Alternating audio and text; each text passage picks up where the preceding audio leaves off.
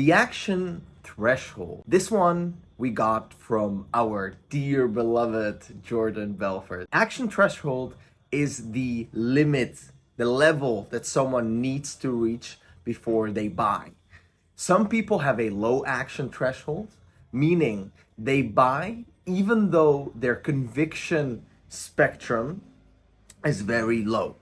And people that have a high action threshold need to be very far on the conviction spectrum in order for them to buy. Typically, the best salespeople are the ones with the lowest action threshold.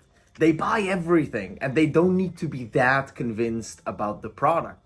And because they buy everything, that's also the energy that they have in their calls. And that's why they are able to sell to anyone very easily compared to the people that have a high action threshold.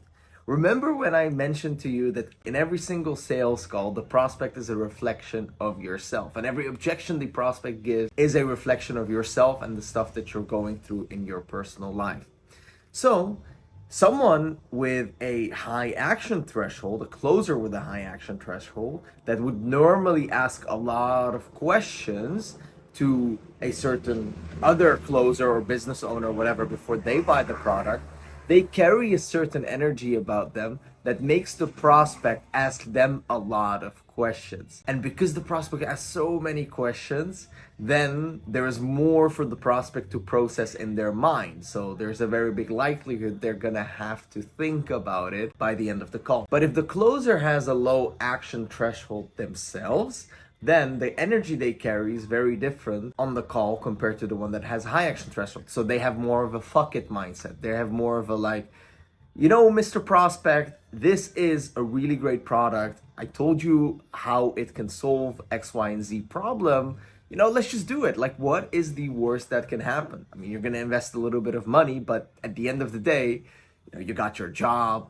You got the possibility to get a job if you don't have one. You can make the money back like that in case it doesn't work anyway. So, you know, there's nothing to lose. And they carry this vibe about them that just makes people go with that energy and people end up doing it.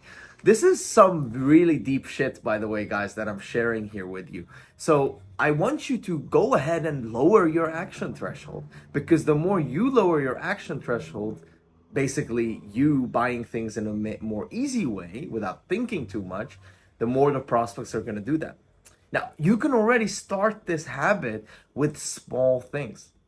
When you want to buy something small, you're looking for, I don't know, a whiteboard on the internet or a tripod. You know, the products that I told you to buy. If you haven't watched that module yet, you know, you'll find it, you'll see it at one point throughout this course. Just go ahead and make that decision of buying the tripod or the ring light or whatever, just instantly, and don't overthink it and don't do too much research. And just be a little bit more loose with your money. And, you know, money is like water. It needs to flow. If you don't spend it, and it's just sitting there, it's accumulating dust, it's not gonna go anywhere. You know, the other person that is willing to give out money is going to earn money in a better way, because money wants to flow. It doesn't like to stay stuck. So you can lower your action threshold by being a little bit more loose with, you know, what you give out, as long as you're doing it with the right things.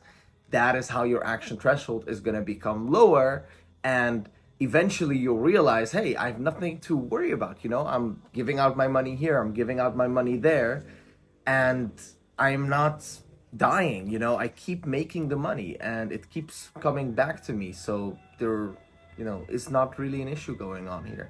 So when you embrace this habit and you spend money on the things that you want to spend on, that you know are good for you, and you don't over research and over complicate the thing before you buy it, then your action threshold is going to become lower, and that is going to have a big positive impact on your sales calls. So I want to know, what is your action threshold? Is it low? Is it high? Is it medium? Tell us down below. So press on the post and click on comment and just let us know there. And also tell us why you think your action threshold is low, is high, is medium.